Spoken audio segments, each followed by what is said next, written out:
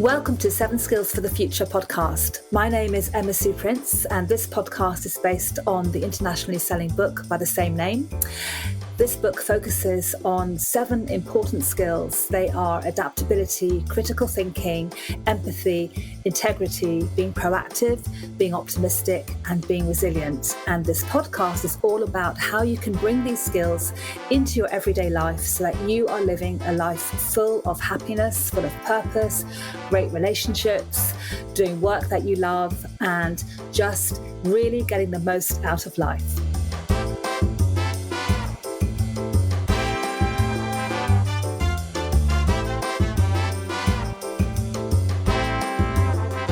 Welcome to Season 9 of the 7 Skills for the Future podcast, Pivot.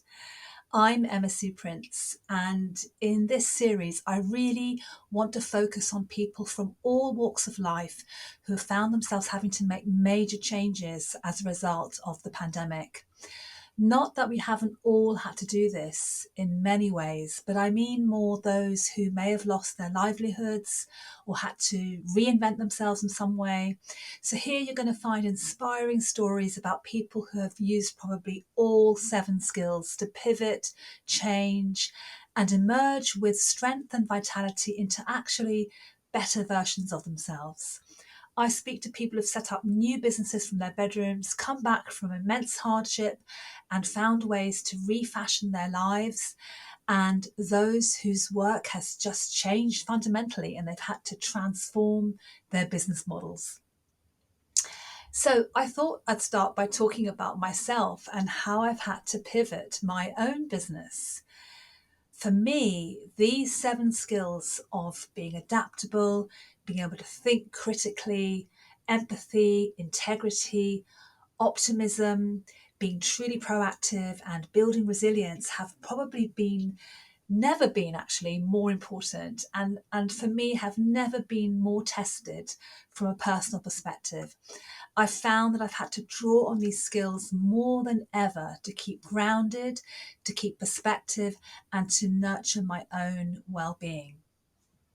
So let's go back for a moment to the end of 2019. And I'll always remember this because we were at a Christmas do. So my associates and myself, and one of my trainers, raising a glass of champagne, said 2020 is going to be an epic and memorable year. And I'm pretty sure he meant this in a very different way than the manner in which all of our lives were just changed almost overnight in those kind of surreal science fiction-like days of March 2020. And so, like many businesses, mine suffered too. All our bookings were cancelled, not postponed, cancelled in a matter of days. And the vast majority of our work is face-to-face, highly experiential learning sessions that raise awareness of these 7 skills. And we were working with law firms, universities, health practitioners, and 2020 was destined to be a high growth year, expanding on successful and hard-won contracts. A brand new website had already been commissioned, and all the associates were fired up for growth. And it just felt like the sky was the limit. At that time, I knew pretty instantly that we were going to have to turn everything online. And actually, I had often toyed with the idea of replicating what we were doing face-to-face into some sort of blended learning, but I'd never actually seriously sat down and worked out how. But now I was forced to. And I think here a lot about a quote from my former global economics professor when I was studying for my MBA. And he says that when we're dealing with fast, unexpected change, the key skill everyone needs to get right and to do quickly is the ability to move and adapt. I think that's quite challenging when you've got sudden change. You kind of want to stand still. You kind of want to try and figure out, what am I going to do? But actually, you've got to kind of, move quite quickly. So one by one, all our clients went silent. It wasn't even possible to have a conversation about anything. Everyone was coping with their own stuff. My associates went silent. There was no work. But worse, and maybe to my regret too, we didn't even try to come together as a team to work out what to do. So it just all went quiet. And then one of the law firms that had sessions booked in the April didn't cancel, but instead they asked if there was any way we could offer the same session online, but change it to make it relevant to the current crisis. So I responded with a yes, as I always do. But actually, I had no clue how I was going to do this. Our normal sessions were 1 day or half day full workshops, face to face, using drama, improv, experiential exercises to boost self awareness and develop these skills. And for me, how on earth could that be replicated online? After some discussion with this client, our brand new 90-minute live masterclasses were born. 4 of them linked to themes of adaptability during turbulent times, optimism during crisis, supercharging productivity while working from home, and turning challenges into opportunities.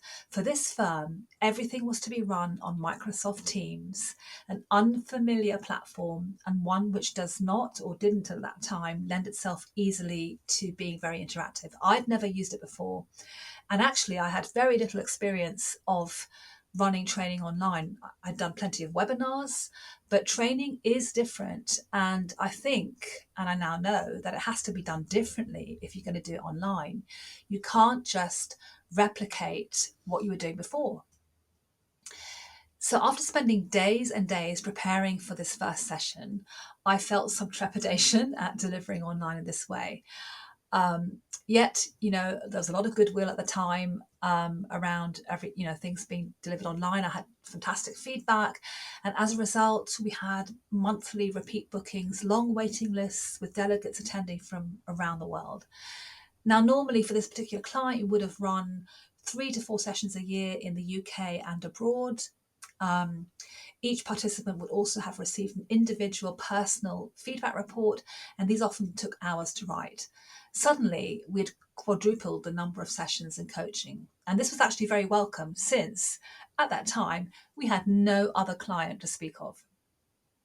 Okay, fast forward to 2021, many Microsoft Teams, Zoom, GoToMeeting, Adobe webinars and meetings later, and we have been able to replicate these masterclasses with another firm, with doctors newly arriving in the UK to practice, a session that likewise was run face-to-face before and has now quadrupled. And alongside all of this, I completely changed the website. I replicated all of our skills sessions into purely online modules, into our own integrated learning management system. And this was a tremendous amount of work alongside everything else and risk. It required a huge upfront investment of time and money. And it was a massive amount of learning. And for me, utilizing all the materials design skills experience from the last few years. But it also meant I could draw on the experience I had from consultancy work, designing blended and online learning modules for other clients. I could use all of that to build these new products. And I think when you're working all the time, it's quite hard to find time to develop your own business model in a strategic way. Your energy tends to go into your clients and their needs.